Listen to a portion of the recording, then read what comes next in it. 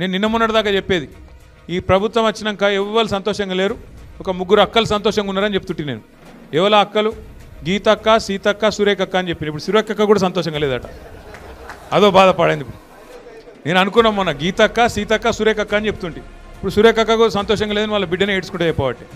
అంటే ఎందుకు చెప్తున్నా అంటే ఎవరు సంతోషంగా ఉన్నారు ఈ రాష్ట్రంలో? రైతులు సంతోషంగా ఉన్నారా? వాళ్ళకు బోనస్ వస్తుందా? వాళ్ళకి యూరియా బస్తా దొరుకుతుందా? టైంకు రైతు బంధు పడుతుందా? కరెంట్ ఇస్తుండా చక్కగా?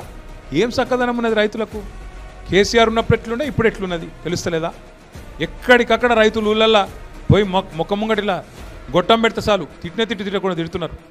మహిళలకు చెప్పిండు నరికిండు, 1 కోటి మందిని కోటీశ్వర్లు చేస్తారంటే సిపాయి.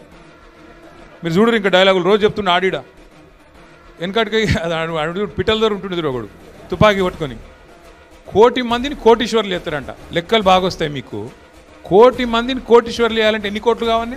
1 కోట్ల నీ బడ్జెట్ ఎంత, నీ లెక్క ఎంత, నీ కథ ఎంత? నువ్వు 1 కోటి మందిని కోటీశ్వర్లు చేసి ఏం నరుకుడు అది? ఏమన్నా చెప్తే కూడా కొద్దిగా అతికేటట్టు ఉండాలి లేదా?